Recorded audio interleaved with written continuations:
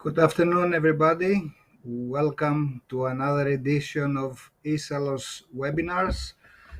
Today's subject is green shipping and new technologies, innovation and sustainability for the European maritime industry. We're going to be discussing innovation and sustainability with our expert guests today, and we thank them very much for being here, and we thank as well the ISALOS sponsors, McGregor being the major one. So thank you for being here, and I would like to introduce our guests and our speakers today. The panelists are Mrs. Magda Kopczynska, Director, Waterborne Transport, DG Move, European Commission, Mr. Dimitris Fafalios, Chairman, INTERCARGO and Chairman, Fafalios Shipping, Mr. Stavros Hadzigrigoris, Chairman of MARTECMA and Director of Zodiac Maritime, Mrs. Eleni Polyχρονοπούλου, President of HEMEXPO, Vice Chair of Sea Europe, and Business Development Manager, ERMA First, ESK Engineering Solutions. And of course, I am Panos Zakariadis. I'm a member of the Council of MARTECMA and also an advisor to Navtica Chronica. And I'm a technical director in Atlantic Bulk Carriers Management. So we may start, and before we start, I would like also to include a concern of mine into the discussion. And being a technical man, my concern is purely technical, and it's the issue that we have that we do not have a very good efficiency indicator for ships. We want ships to become more and more efficient in the future. However, we don't have what we say an indicator like we have reliable indicators for electric appliances. If an appliance is A++, we know it is better than an appliance that's just A. If we have a very good indicator or a rating for cars in the European Union, we have EU5 and EU6, and the indicator from cars includes the design efficiency of the car, but it also includes a typical driving cycle of the car. So this is how the rating comes out. But here on ships, we have indicators that may be purely design indicator, like the EEDI, which of course it gives the efficiency of a ship only in one condition and in totally calm seas. Of course, ships never operate in totally calm seas. We have operational indicators like the EOI and the AER, which is IMO's CII, which are counterintuitive, one would say. They are very random. They measure the operator's efficiency. They try to measure the operator's efficiency, but they don't even do that properly. To give you an idea, if those indicators were applied to cars, we would measure how a driver drives his car over a year or over a month. If he has to go towards an uphill steep road, his indicator would be bad. If he was driving alone and the car was empty, his indicator would be good. But if he had passengers inside the car going to the same place, his indicator would be bad. Those are the indicators we have for ships. And I don't know, I think it is relevant when we try to make our ships and our equipment more efficient. I think it's very relevant that we have proper indicators. And unfortunately, we don't have that, and I consider that to be a big hindrance. And the sad thing is that there are proposals for a design indicator to also incorporate operational aspects. IMO has the tools, but of course the shipbuilders, they resist using it. And I don't know if it is too late, but anyways, I expressed my concern But let's move into technology and innovation. And I may address the same questions to more than one of you speakers. And let's start with ladies first. I'll start with Miss Kopczynska, who I'm going to call Magda from now on. So the first question, Magda, for you. What do you think are the main challenges that we are going to see in the maritime industry for a transition to zero carbon in the shipping industry? And do you see a problem in doing that for medium and small size companies within the European Union? Thank you, Panos, for that question. And first and foremost, good afternoon to everybody. Good afternoon to the other speakers on the panel. I think it's promising to be a very interesting 1 hour, and we already are getting a bit of taste of that discussion. And thank you also to Nautica Chronica for organizing that panel. Very, very good timing in view of everything that lies ahead of us, with COP26 starting very, very soon, and the ongoing challenging discussions in the IMO. But I'm sure we will be touching also on that later on. But let me indeed address a very interesting question in terms of challenges for the shipping industry. I think when it comes to challenges, I'm sure everybody who's following our discussion will have a view, a very strong view, and I don't think we will differ in that view among all of us. The challenge is, of course, to make sure that a framework is put in place that will make shipping go from the current very polluting technologies that are being used to zero or lower or as low as possible emission technologies as quickly as possible. And with all the discussions being held at IMO, but also in my many contacts with ship owners from different parts of Europe and also from outside, one good thing is that there is an agreement that the sector has to decarbonize. But of course, we are looking at a sector that nowadays relies almost entirely on highly polluting fuels.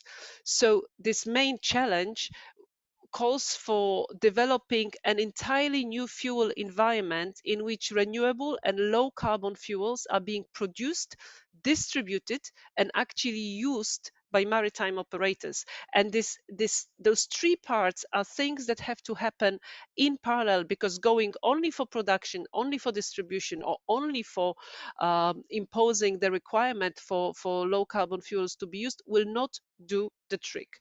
We have come up with such a triangle of legislative framework approach at the EU level. We have pieces of legislation addressing producers, infrastructure providers, but we also have piece of legislation that makes it very clear that ship owners will have to use those fuels. And again, we need to address all elements of that equation. It's not really an equation because there are more than two elements, but we have to tackle all of them, because going for only one, it will not work. Also, let's not deceive ourselves. The challenge is also timing. You all have heard very strong statements coming from all levels, not only from the political leadership in the EU, but also globally, that shipping has to speed up its decarbonization effort. And of course, it comes in the light of COP26 in a couple of weeks, but it's also been coming back more and more often in the last few years. So that demand and that those expectations will be there for sure. You asked specifically whether this transition, this change that needs to happen to shipping will be more difficult to deal with by smaller companies, but I think if I look from the perspective of Fuel EU Maritime, which is the proposal we put on the table to push for increased demand for alternative fuels, the requirements are quite gradual and affordable, and also companies in shipping are already active in a very competitive environment in which economies of scale are often a decisive element of competition. And if you look our take that the size of a company is of a greater relevance in a market environment that offers a standard commodity and is not very differentiated, much like shipping today.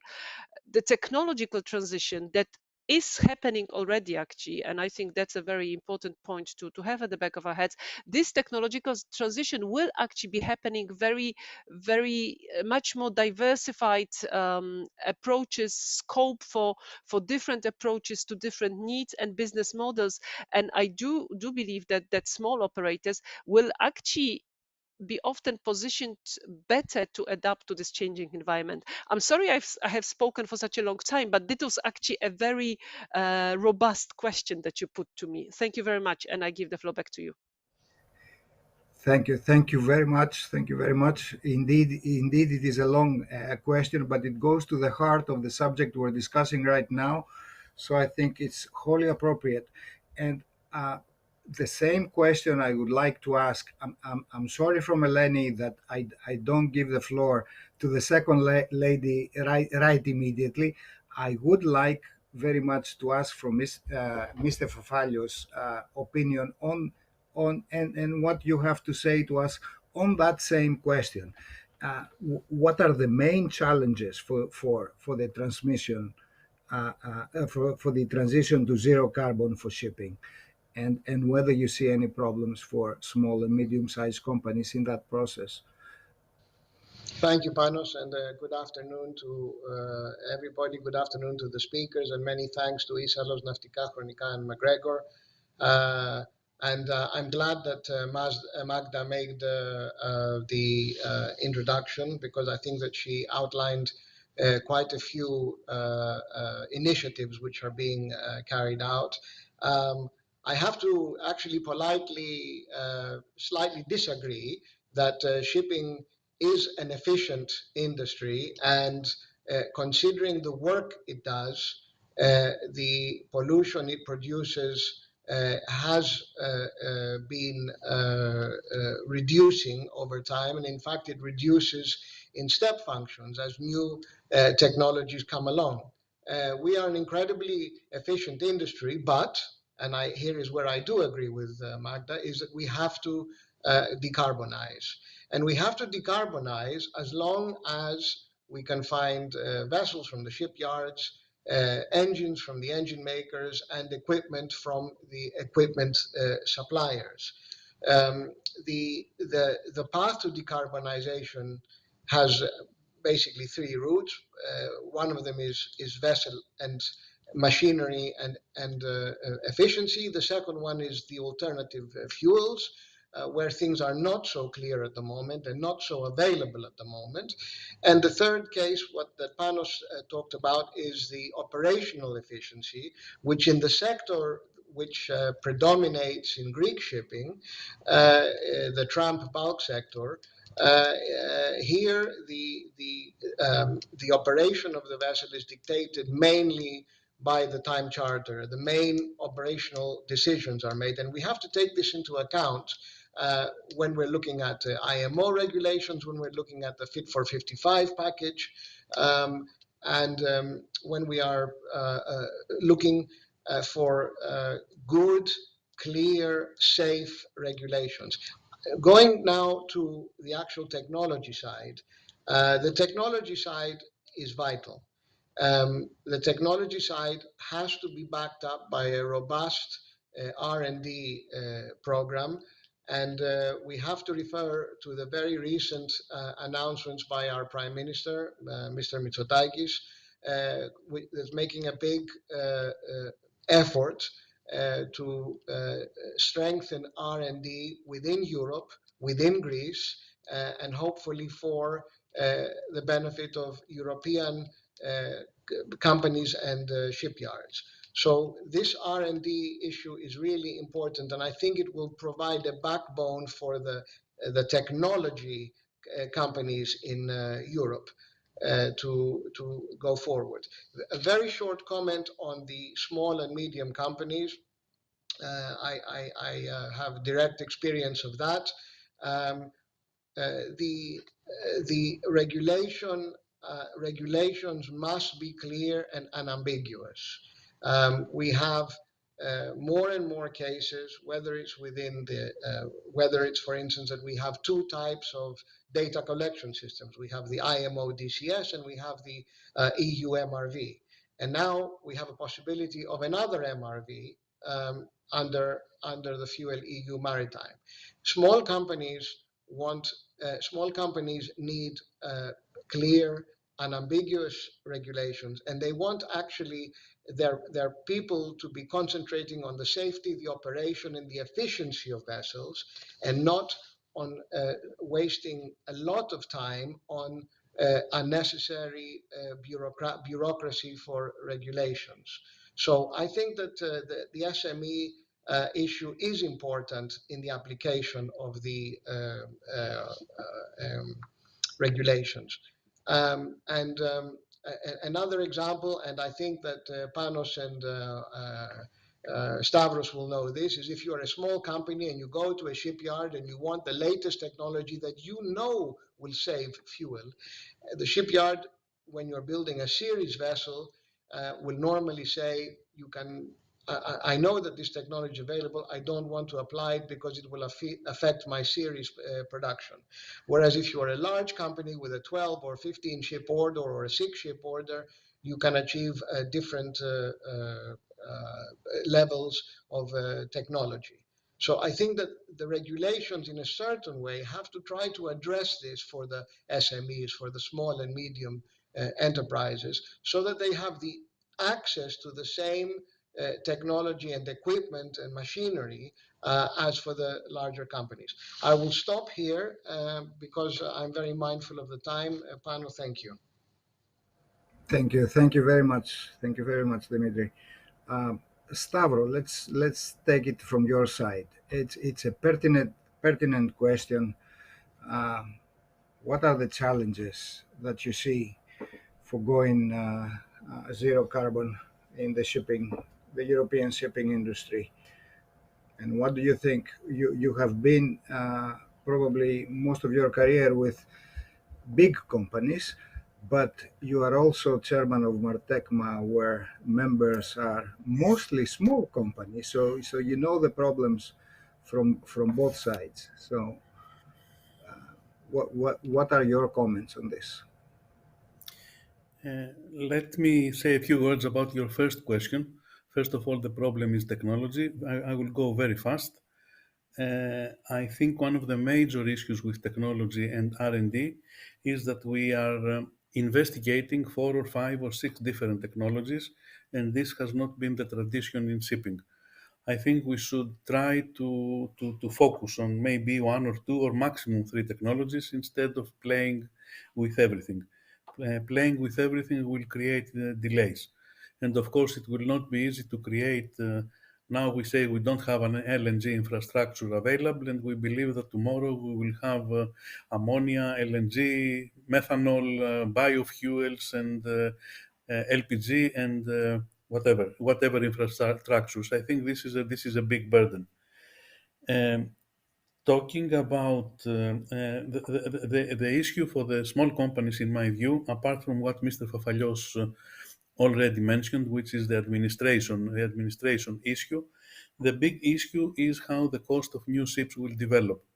There was if you remember, Pano, there was a presentation by DMVGL, Wärtsilä, GTT, and several other companies, MHI, I think, that presented the results of a new Supramax design that will comply with the 2030 regulations. And of course, now we talk about not the 2030, we talk about full decarbonization. The cost of this vessel was estimated to be 2.2 times more than the cost of a conventional, let's say, Supramax design in maybe 1 or 2 years ago. This is a big issue for the small companies. And this issue is related not only with the new technology and the cost of the vessel, but with the fact that until recently, and even today for some sectors of the shipping industry, the profit margin has gone down. We should not expect a small company to invest a huge amount of money if the profit margins are not there. We talk about what the industry is doing. I think for the small companies, it is more important to focus on what their own ship is doing, not the whole industry. The transportation needs keep increasing, and this 50% reduction from the industry in 2050, without estimating what the population will be, if globalization will be there, what will be if transportation needs will increase, is a question. I believe that if we talk about the small companies, these are the main issues: investment, profit margin, and how the company will be organized to comply with the regulations. I think the regulations that we are talking about at this moment, there are too complex, and they will be very, very difficult to monitor. We had a meeting yesterday, Pano, and I believe you will agree that it looks like a mess for the time being. Things may clear out in the future, but for the time being, it looks a bit messy. Thank you. Yes. Thank you, Stavro. Indeed, we had a meeting of the technical managers, our monthly meeting of the Greek technical managers. About 170 companies is the membership. They were not all there in the same auditorium, mind you. It was some of them were through the internet, but there is such a big concern and confusion right now with all the different regulations from different parties that are coming to shipping, that the mood was not festive, to say the least, despite being the first physical meeting after almost a couple of years.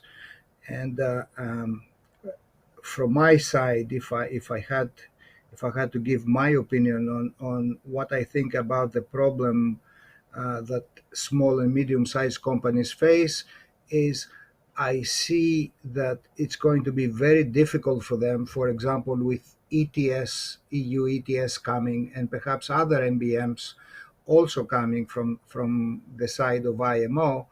It's going to be extremely difficult for them to operate their ships in-house. I foresee either they will give them to bigger managers to operate their ships together with other ships, or there will be a big consolidation, which is a shame, because the backbone of shipping and the good competition of shipping comes from having as many small and medium-sized companies as possible, and not a few big companies. But anyways, we'll see about that. Eleni, perhaps I could change the question to involve a little more the equipment manufacturers behind this, but I would also like to hear. I want to keep the same question, even though you represent equipment manufacturers. I would like to have your views, if you want to comment on that same question about, in general, the transition of shipping to zero economy. What challenges do you see over there? And of course, if you want to focus on the real challenges that the equipment manufacturers have in doing this transition, I'll be pleased to hear your views. Okay, thank you very much. Thank you, Panos, and good afternoon also to all. Thank you, Issa Nαυτικά Χρονικά, for the invitation. Well, where there is a challenge, there is an opportunity. And to be honest, I'd rather look at this big problem as an opportunity rather than a challenge. But I must admit that it's a very, very, very difficult and complicated task. I agree that we don't have a clear path. It's not a straightforward path that we have to follow. So there are many unknown factors in the equation. And I'm afraid that if we have too many unknown factors, we will not be able to solve the equation. We are trying very hard to focus, but focus keeps changing. It is a moving target. One day we say that this is the target for 2030, but then the European Union says there is another target, and then COP26 is coming, and most probably we will see another target, and we start to be a little lost, to be honest, in terms of regulation, in terms of clear path, and in terms of orientation. However, if we go strictly technical, we know what needs to be done. We don't know how it can be done. So we are now exploring the possibilities to use alternative methods to minimize the environmental footprint, including, of course, alternative fuels. But the thing is that the scale is very big. The vessel, the ship, is not a car. It's a very, very big asset, and it's complicated. It's not an easy application. There are so many parameters that need to be taken into consideration, and it's like having a factory, but the factory is in the sea. So there are so many factors that need to be considered in comparison to the traditional technologies or the more innovative technologies that are now being applied on land. It's not easy to do the application on board. It's not just the supply chain. It is also the actual application. One big challenge is that we don't feel that there is enough support for the first movers. We don't see that there is a very friendly framework for vessels and for vessel operators, big and small, to experiment, to go on and on board, making sure that they will not be punished for that in the future. Because if the technology doesn't work, in the end, it has to be proven. But the investor must not be punished for that. So we need a clear framework that will allow a lot of first movers. And it has to be also small and medium companies, not just the big companies, because the small companies, and especially the Greek small companies, they know the real life in the everyday operation. They are very, very, very close to the ship, and they can immediately report, and they can understand what is happening. So a very big step for us would be to allow a lot of first movers, and not only not punish them, but also reward them, and reward them as much as possible, so as to give incentives for that. We need test beds for the equipment, so this is very important. On the other hand, of course, a research and development center for the decarbonization of shipping will be a very big and important step, and we totally support and looking forward to this announcement made by the Prime Minister of Greece. And on a European level, we are expecting actually the same. I mean, we are expecting from the European Union to stand by the decisions of making Europe greener, and actually support the shipyards and the marine equipment manufacturers. We should go past this prejudice of being a big and heavy industry. Shipbuilding in Europe is boutique. It's not like a mass production. So we must take care of this industry, and we must protect it, and we must make sure that the shipyards and the marine equipment manufacturers are working together, and they are working supported by the European Union to address this challenge. I could speak forever, but I will stop now. So thanks so much. It's a big subject, Yes, of course. multifaceted. So, but the point you made about the first movers, I think it's very important. And indeed, right now, they are taking all the risk. I mean, somebody decides to explore, let's say, wind power in their ships or something like that. If it doesn't work, it's too expensive. Nobody is going to tell them bravo. They take all the financial risk, and here is the idea of the Prime Minister and the industry and others, that we need to have a big research fund in Europe. There's going to be so much money coming in from ETS, from the other measures, the tax on fuel and all that. The majority of this portion should go to research, and should go not only to research of research centers. It should go to people who are actually trying those things in the field. Anyways, I'll get back to Mrs. Kopczynska to hear your views after you hear the views of the other panelists, because I'm sure you'll have some comments to make, before we move to different questions.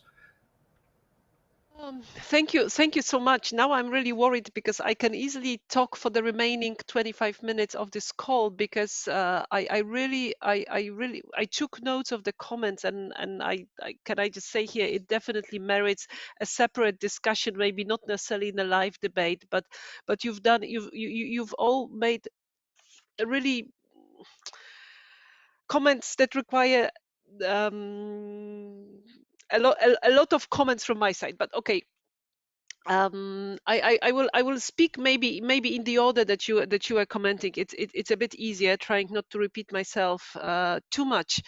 And I will start with Δημήτριος. We often talk. We talk in panels, but we also talk in less formal settings, and we know that we often agree and we sometimes disagree. So I will start with this slight disagreement with you. You made the statement, we have to decarbonize as long as. That's why I disagree. We have to decarbonize, full stop.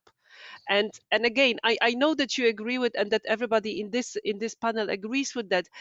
There is no alternative to decarbonization. And I think a big important thing that happened is that there is an agreement on that, because I would like to remind everybody that a couple of years ago it was not the case. So by saying that, I would also like to compliment the shipping sector for changing the mindset so much as you all have, because that's already a very important first premise, which is the basic of any discussion. And then Δημήτριος, you were referring to various elements of that decarbonization. You talk about the need for alternative fuels, to improved operational efficiency, and then to the improved technology.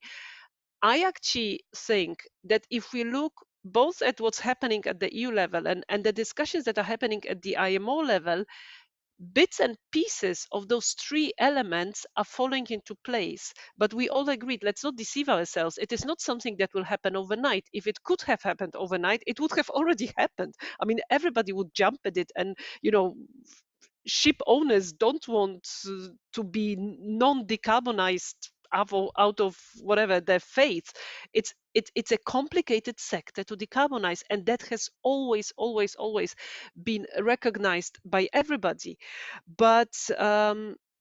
But it needs to start, and this R&D question, and this is something that Δημήτριος talked about. This is also something that Eleni mentioned a lot. Of course, it's the basis, it's the sine qua non of that discussion. But it is exactly for that reason why 21 we are now, 2.5 years ago we started discussions with the Waterborne technology platform, which is this creation where companies, technology providers, equipment providers, ROs, ports, ship owners came together to discuss technology needs of the sector. And that 2.5 years ago they came to the Commission saying, we are ready to come up with a program with one objective: R&D and testing and pilot projects to test zero emission technology for shipping. We like the approach, we appreciated the effort, we put on the table this Waterborne partnership. The first calls of that partnership are already out there, and the only thing that they are working on is actually what you were talking about, testing, checking new technologies, new pilot projects, to make sure that we not only know of those technologies, but we have seen them in action. I don't know if from Greece side, where the Greek ship owners are part of them, but I'm sure that there is space to be part of those calls. And again, this was done because we absolutely recognize that while some technological solutions are there, not all of them are mature enough, and they can all merit more testing. I will say two more things, and then I will come back to this question, Dimitrios, that you raised about the MRV, because Stavros made this comment and put a question whether we should be going for different solutions or whether we should just pick up one. Well, we have always, the thing we have been hearing throughout all the discussions that we've been having for the last 2 years and before, when it comes to decarbonization of shipping, one big call from everybody was technological neutrality. And that technological neutrality was asked for because for different shipping segments, there will be different types of solutions possible, also in a different timeline. So it's I think everybody agrees that the time when the entire sector is using the same type of propulsion technology, that's basically over. And that brings me to this other thing, the thing about first movers. It's a super important point. And if you have other ideas, what else can be done to push for more first movers, to get shipping to get ship owners more interested in testing those new technologies, we are happy to talk. But let's not forget that, for example, when we do the R&D program, the idea is that we are awarding money to companies that are in the EU. We don't necessarily want to put EU R&D money into shipbuilding that happens outside the EU. This is not what European taxpayers would like to see. But if you have some other ideas, what more can be done, by all means, let's definitely talk about it, because it is tricky. Because by supporting those first movers, we don't only support faster decarbonization, but we also support European maritime cluster and European technology providers, and we know that they are the best, and we know that they can lead in their respective parts of the market. But it's not necessarily just I mean, it's a complicated thing to discuss, because you also have different actors in the entire maritime cluster. And the thing I wanted to mention, because you did raise this question of data collection. Indeed, we have a different data collection system in the EU, and then IMO came up with a slightly different one. We know that from various discussions we are having in the IMO, that it's being now recognized that maybe what the IMO has is not as robust as it should be, if that data collection is needed as the underlying base for future market-based measure, or any measures that will de facto lead to decarbonization of shipping. And second, one important point, that we have indeed two separate pieces of legislation on the table. One, Fuel EU Maritime, looking at measures to increase the uptake of alternative fuels, and the second, ETS as a carbon pricing measure. What we would like to do is, once those two sets of regulatory frameworks are agreed and finalized by co-legislators, then to look and see how we can make sure that we come up with a rather with a streamlined system for data collection.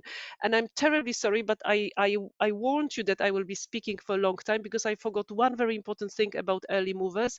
This is one of the elements of the Fuel EU proposal, that those who will move faster will be able to use the fact of being more in compliance than others to maybe either to cover compliance from other vessels, to maybe form some sort of pooling systems with other companies to balance out the compliance with the regulation in the longer term. I will not go into details because then I will really talk for the next 1 hour and 20 minutes. Sorry about that. The floor is back to you. Thank you very much. Thank you very much.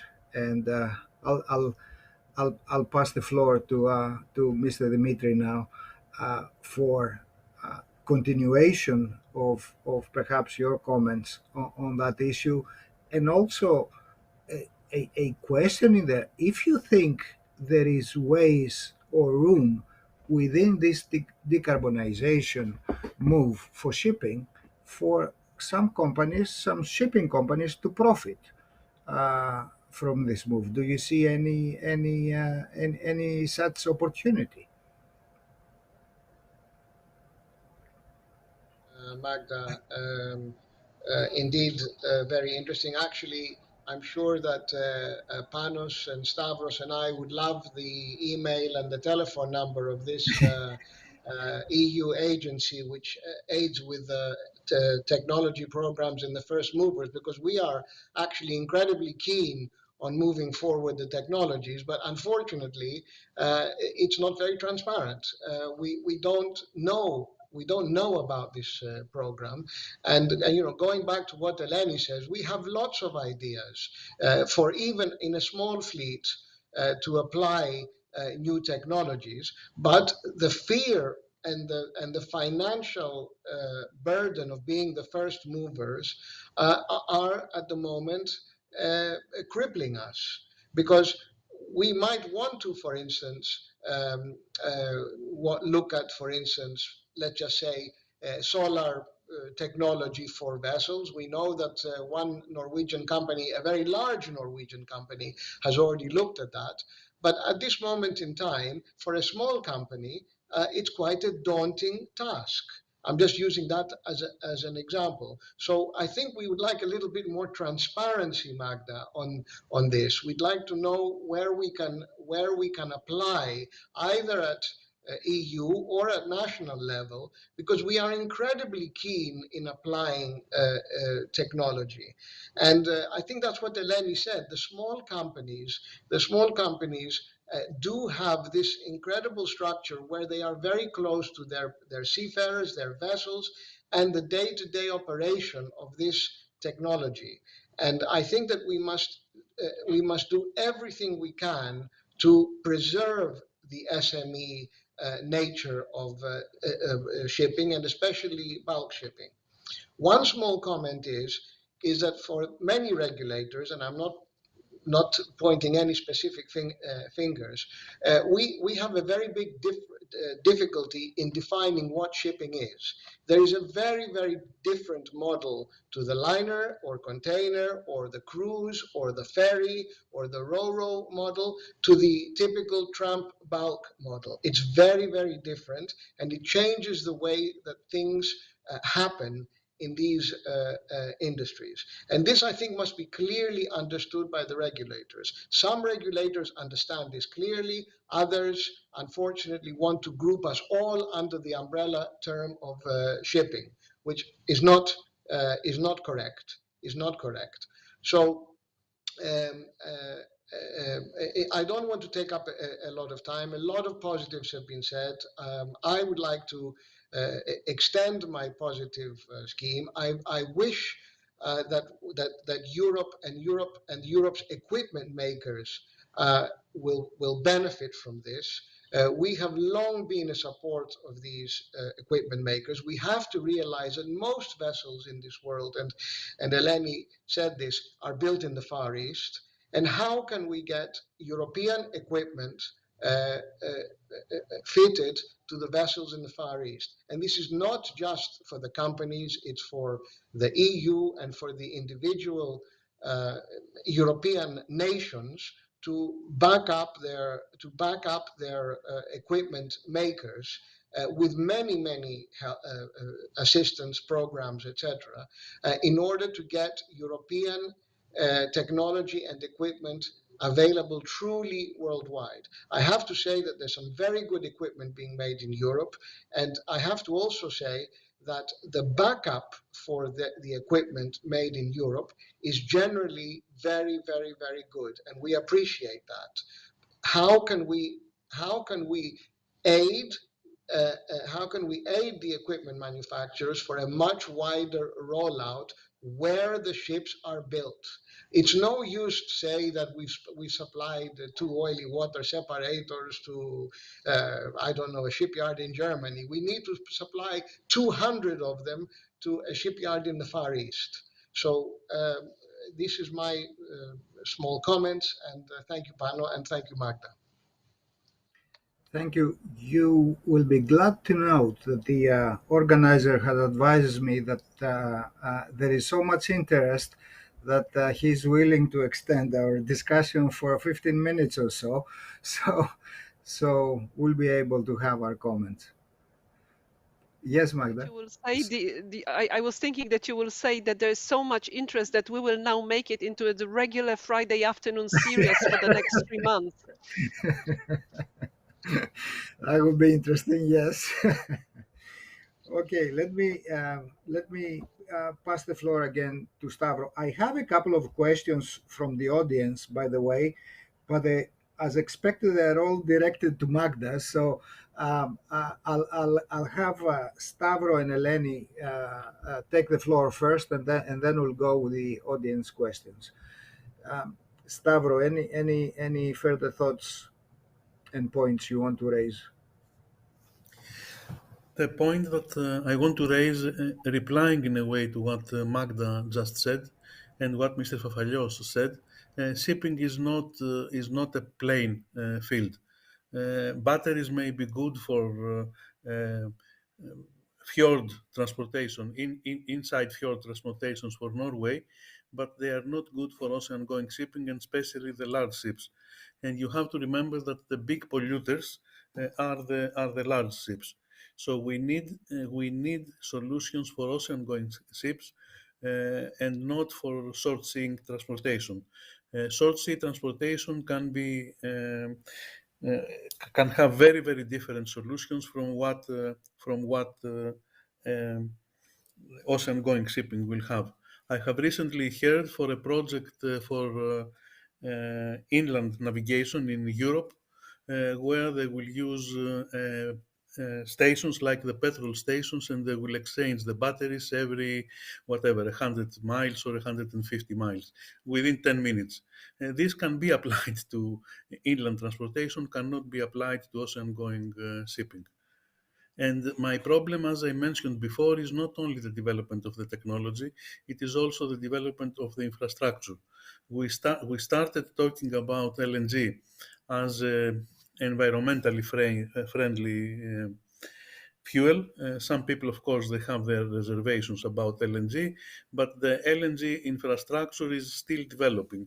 10-15 years after we started talking about the infrastructure. Infrastructure is a different animal.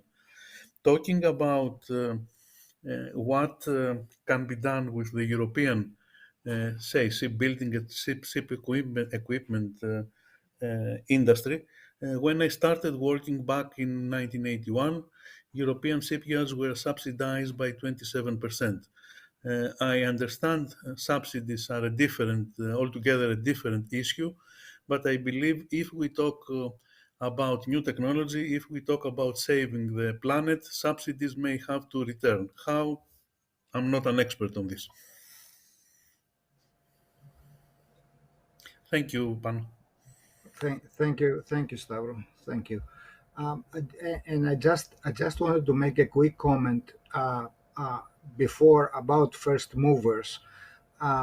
You mentioned, Magda, your concern that you don't want to subsidize Far Eastern shipyards to do something like that with European money, if I understood correctly. But we're not talking about applying these new kinds of technologies at the shipyard while the ship is being built. We're talking about after an owner has the ship for several years perhaps, and he wants to try as a retrofit new technologies, and it's a European-based company, then to have access to this research money or subsidy, because the cost is exorbitant for some of these technologies. So definitely the money is not going to be leaving the European Union. That's just my quick comment. Eleni, what additional comments would you like to make? In the World Fleet Register of Clarksons, there are 100,000 vessels. The projects in Waterborne are 11, if I'm not mistaken.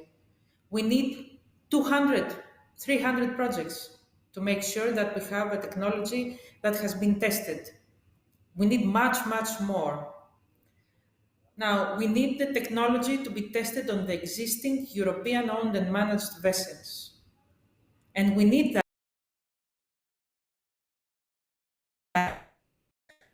Okay. I'm not sure if you can hear me. Anyway, because in Asia, the equipment manufacturers are testing the technology in the new buildings. So in Europe, we need to do it in the retrofits. So we need to have a big, massive plan, not just a couple of tens, but hundreds of vessels in a scheme like that. Because it's 100,000 ships, and every year we have 3,000 more ships coming. Okay, we have some which are scrapped, but we have new ships coming every day. So I just want to stress the urgency to plan big and to make sure that we have enough support for vessels that are on the water right now and have a lifetime of 15 and more years, even 10 years. Thank you, Panos.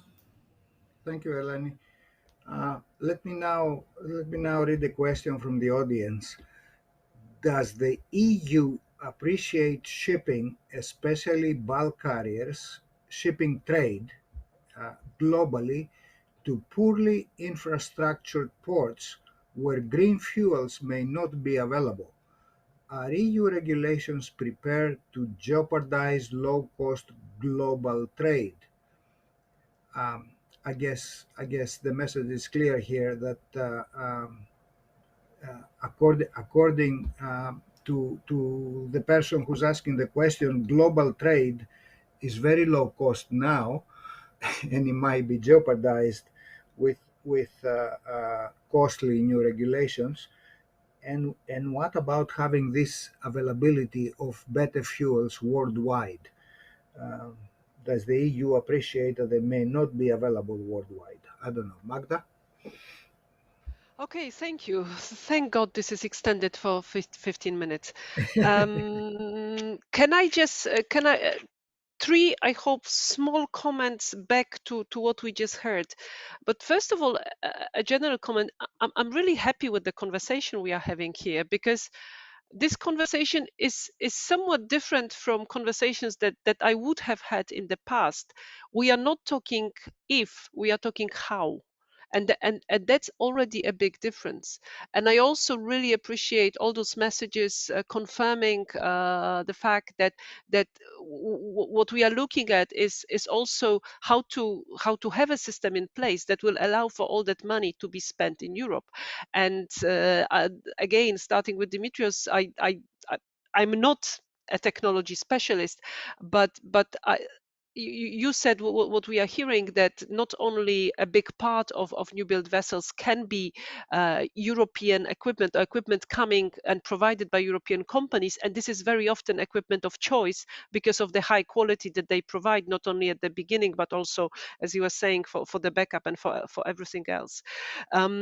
of course, I will share the information about the Waterborne platform, although and the Waterborne partnership. I'm not sure I agree with the lack of transparency, because that's something we've been preaching and describing on many occasions. But it doesn't matter.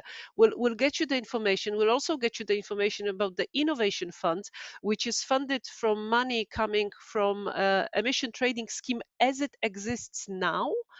And it is but the money available in the Innovation Fund can already be used to support projects in the field of maritime transport. There will be a second call for large-scale projects launched on the 26th October 2021, estimated budget between 1.3 and 1.5 billion euro. Depending on the carbon price, because of course Innovation Fund depends on the price of ETS. And you know what? There aren't that many maritime projects coming to the Innovation Fund. So if I can use also this meeting to advertise it about, and also help you to share the information. There's also an info day for the Waterborne partnership. I think today. I mean, we'll make sure that you have that information. But what I also take from that call is we'll make sure that we push that information out even more strongly than now. This question about retrofitting, of course, I understand the point. We probably need to be a bit more careful what is an R&D and what is no longer R&D, but retrofitting for the sake of using technology. Some of the technologies are a bit more tested, but I think it is a bit here where the Innovation Fund can come more helpful. Now, answering the question. When it comes to infrastructure for alternative fuels and availability of fuels in general, at the EU, we put forward the proposal for alternative fuels infrastructure regulation, which will introduce mandatory provision of such infrastructure. When it comes to shipping, we, for the time being, point clearly to OPS, so the onshore power supply availability in ports. But we also put forward in the package of Fit for 55 renewable energy directive, which will take care of the certification of fuels when it comes to the alternative character, if I may say so. And yes, we understand the question coming to us very often, whether in a sector like shipping, there will be what will be the guarantee that fuel bunkered outside the EU is in line with the standards. First, let's not forget that the regulation applies, the Fuel EU Maritime regulation applies to ships that call at EU ports. So they can always bunker in the EU. And the way the regulation is structured, that reporting is done on an annual basis, that means that ships don't have to have the correct fuel all throughout the year if they don't call in the EU.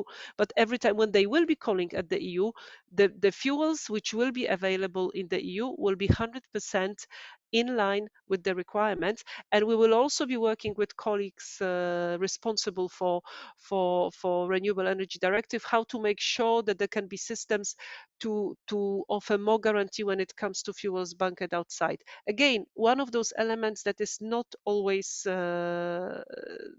that straightforward, but we didn't want to introduce a mandated requirement to bunker in the EU because we thought it would be unfair. But at the same time, fuel can be bunkered in the EU, and if it is in line with the regulatory framework. And if a ship never calls to the EU, they are not subject to the regulation anyway. So maybe I stop here because I'm sure there are more questions from the audience.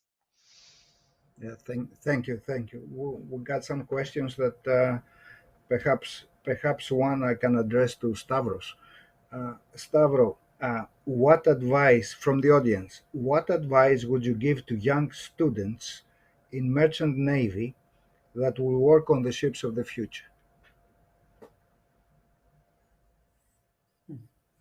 To look about their education and keep their training standard to the best possible level. What else can I say? The technology is not there yet, so we cannot tell to students. First of all, I believe we are talking about more or less the engineering students, not the deck officers, because for the deck officers the technology is more more or less the same or will be the same. But if we talk about engineering students, my advice is follow up what the developments are and try to keep updated on new technology. Serving on board the vessel, especially if we talk about the Greeks and the Greek economy, is a prime profession. The situation has changed. The ships are more or less new. The living conditions are new. Internet is available, so you can talk with your family or you can watch movies. Up to you. But I think the issue not only for the engineering offices, by the way, also for the office staff, is try to get updated on whatever is happening in the industry. Now, part of the funds that have to be spent on new technology have to be spent for training. I think this is a point that nobody can question. Thank you, Pano. Thank you, Stavros. Thank you, Stavros. I agree. Magda, yes, please. So much for giving me the floor on this point, and I completely, totally agree with everything that Stavros said. And only wanted to add that one of the things we hope will start being discussed soon also in the IMO is looking at the STCW convention and what needs to be updated there in terms of the future skills for the sector. And while in here, yes, there are many questions unanswered when it comes to technology, but what is very important is that we have ways to effectively attract people to come and work on board of vessels. I completely take the point when it comes to Greece, but when we do those general tests among young people, what they think in general about jobs in transport, jobs at sea are not the most popular ones among young people, and it's a difficult job, and the last year and a half demonstrated how tough it is to be a seafarer nowadays, with all the things that can happen and can make your life even more complicated.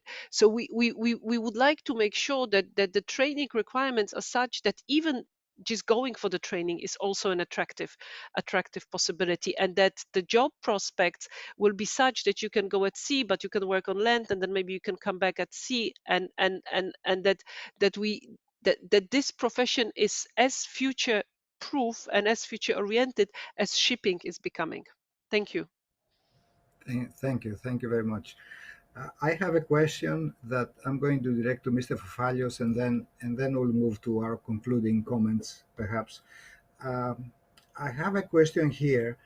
Are the EU and IMO regulations also including charterers in the game, the audience says, or does the blame lie only with ship managing companies? Wouldn't a levy on bunkers be better, is the question.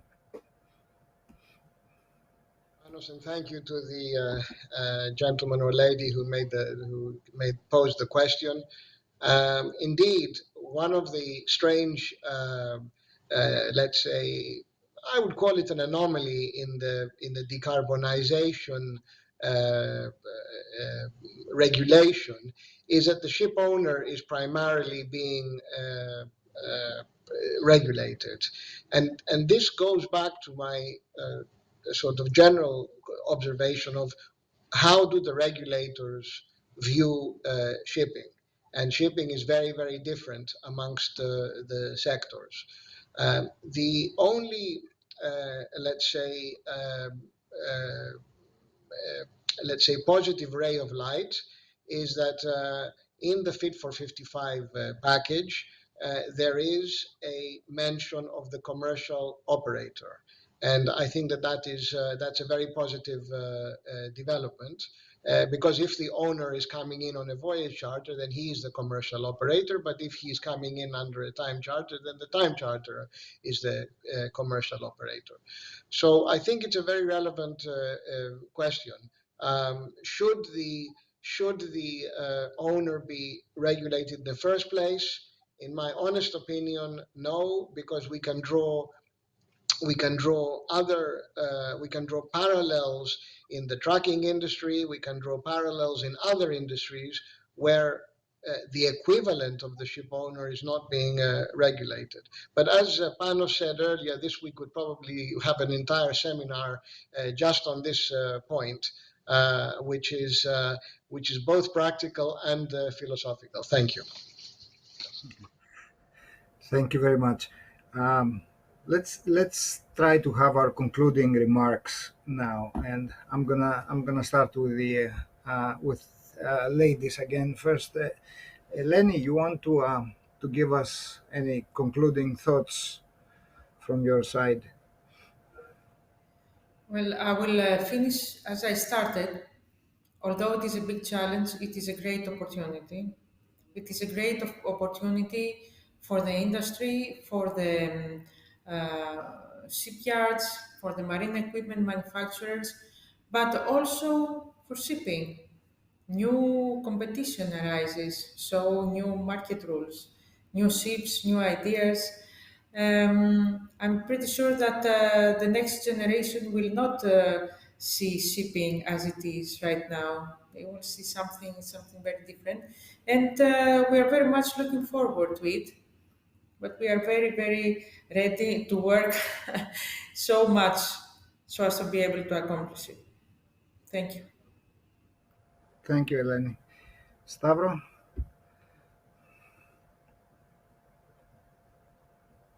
I was muted. I think what we have to try to achieve is the involvement of all sectors of the shipping industry in an equal level. And when I talk about all sectors, I mean about the builders, the cargo owners, the charterers, the ship owners, the fuel suppliers, the port authorities, and of course the governments and the EU. Everybody's saying today that bigger vessels will be more environmentally friendly. And then you receive an answer from your charterer, yes, but such a big vessel cannot enter port.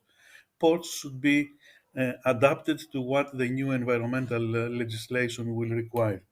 And my last issue, because we talked about people, Magda talked about people or sectors having individual views. What we need to develop is a collective view. Strong individual views may not accelerate what we have to do. We need strong collective views. Thank you, Pan. Thank you, everybody. Thank you, Stavro. Thank you. Dimitri, concluding remarks, please, from your side. Yeah, very, very, very shortly. We must decarbonize. We must decarbonize in the best possible way, in the most effective way. And lastly, it must be in the safest way. Safety must be at the forefront of our regulation. Safety for our seafarers, our vessels, for the ship supplier, for the fuel suppliers, for everybody. So this is really important to emphasize this question of the safety. We need the technology. We need the R&D.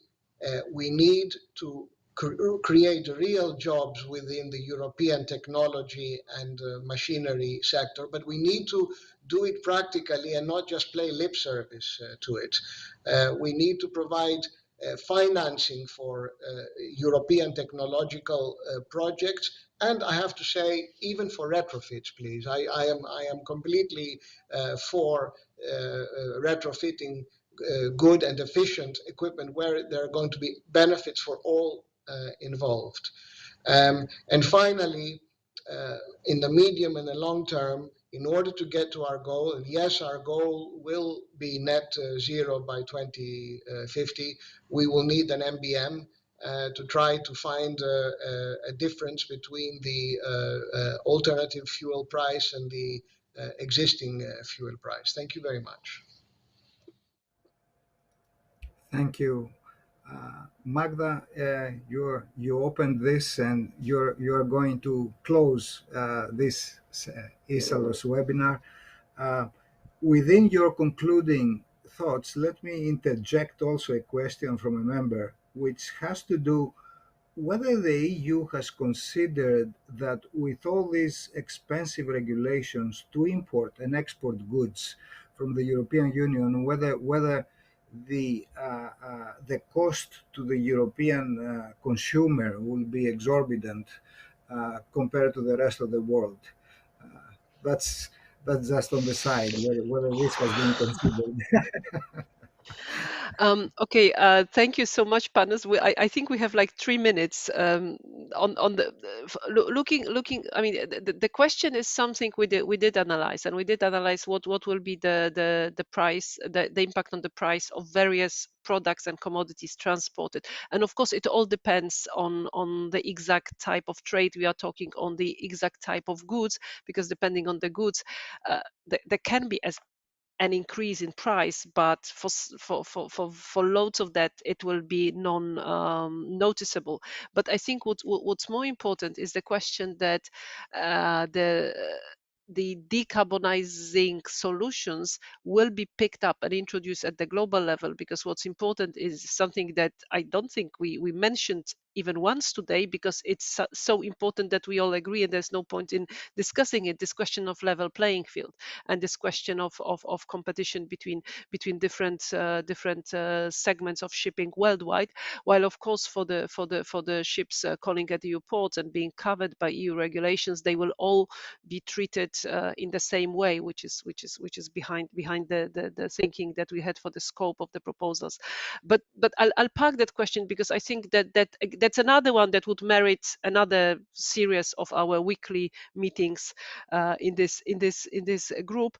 And for the concluding remarks, it's actually very easy, because previous 3 concluders actually said exactly what I wanted to say. Eleni said that the challenge is also a big opportunity. Stavros said we need involvement of all sectors, and well, I'm just picking up one sentence from your longer conclusions, of course. And Δημήτριος pointed to the needs for safety and for technology, which is there, and for real jobs that need to be created, and for those real jobs to be created in the EU. And I think all those elements are the necessary component of the basket of measures that has to look across very different elements to make sure that we come up with the right framework for decarbonization of shipping. But the only way to do it is that we talk, discuss, and do it together. So I really appreciate that what was originally thought as maybe a short bilateral talk turned now into this panel, because not only it's been great to share the panel with all the other speakers, but it's been great to note such a huge interest and such a great audience with such challenging questions following that debate. So thank you so much, and please rest assured we are there to talk together, and we are there to do things together, because on our own nobody will achieve anything. Thank you. Well, thank you very much. Thank you very much. And indeed, the task that we all agree that we have to do, there is no disagreement on the need for decarbonization as fast as possible. It's the how that we're trying to find for the fastest and efficient way possible. So I want to thank all our panelists today. Thank you very much. I myself think it was a very, very interesting conversation. I like to thank Isalos and Ναυτικά Χρονικά and the sponsor of this webinar, McGregor. And I want to wish you a good evening, and we'll see you next time on another episode. You never know. Maybe Elias Bisias takes this on board. Okay, have a good evening, everybody. Bye-bye. Bye. Thank you. Bye-bye. Bye-bye.